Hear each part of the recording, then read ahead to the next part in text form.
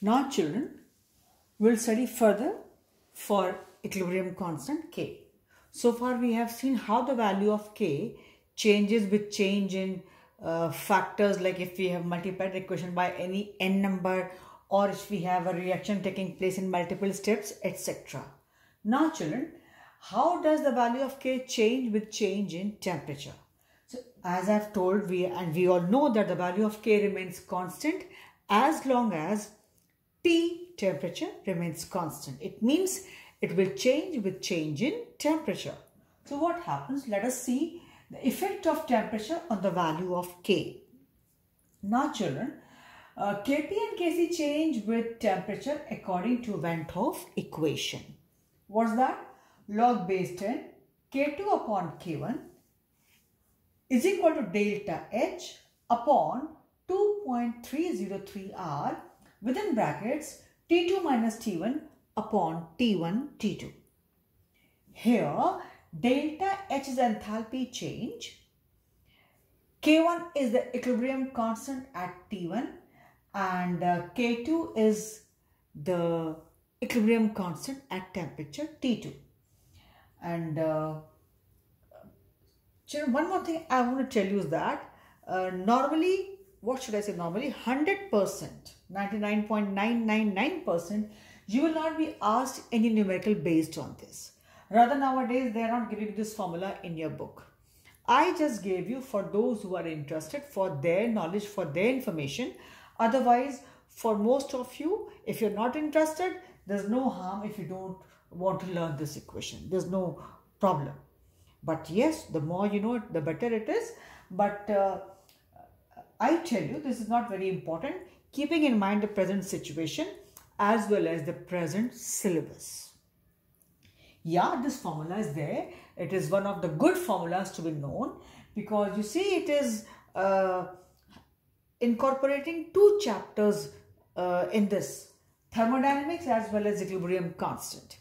But yes, normally I tell you, you don't get numericals based on this formula in your class 11, especially keeping in mind the present situation as we are going through. So children, this formula I just gave for those who are a little bit more interested in knowing how the value changes with change in temperature. So log base 10 K2 upon K1 is equal to delta H upon 2.303 R within brackets T2 minus T1 upon T1 T2. Delta H is enthalpy change, K1 is the equilibrium constant at T1, and K2 is the equilibrium constant at T2. And then units of K, we did not do that time, children. Units of K, we have a reaction where we find out delta N. What is delta N? Number of moles of product minus number of moles of reactant, and that too I specified in the gaseous phase only, children. Reason being, when you write an equation for K, you know very well that the active masses of solids and pure liquids are taken unity. Hence, what matters the most here is that it is delta N is Np minus Nr in the gaseous phase only, most likely. So if delta N is 0, then Kp will not have any unit, and Kc will also not have any unit, because what all active masses you have put, they all are moles per liter, and it gets cancelled. Or even if it is a Kp equation, so what all partial pressures are there in ATM, if number of moles, it is delta N is 0, it will get cancelled. Children, what did I say in the gaseous phase only? Because for Kp, P means pressure. And when we talk of pressure, we are dealing with gaseous equations, one thing. Second, when we talk of Kc, in those reactions, we have seen that active masses of your solids and pure liquids are taken as unity. Hence, that makes no sense. Finally, you see, you had seen the previous equation when we had seen a question like CaCO3, those types. So it was towards and only the gaseous thing was left there.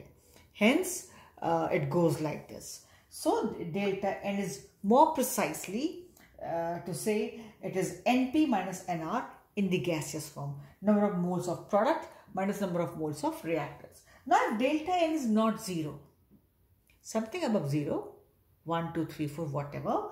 In that case, children, for Kp, the unit will be unit will be atm, atmospheres, because they all put in atmospheres, to the power delta n, and that you get from here. Or if it is Kc, it will be in that case moles per liter to the power delta n. That's how it goes. So things simple, but yes, when we will do the numericals, we will see that we have to finally give the answer for K with units, because if you don't write units, you lose marks. So you should know how to find out units. And even if you don't learn the formula this way also, it's fine. All right, children, you'll be having atm, and the way it gets cancelled, accordingly you put the powers. It's moles per liter, moles per liter. In the formula you put the values and you get the answer.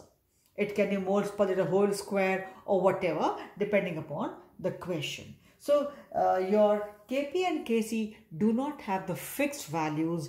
The values are not, I should not say values. Kp and Kc do not have the fixed units. The units will change depending upon the equation. It changes from equation to equation, reaction to reaction.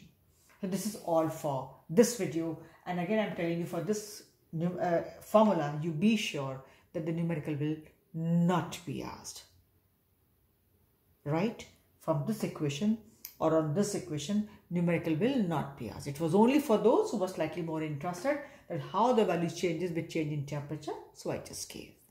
This is all for this video. We stop here.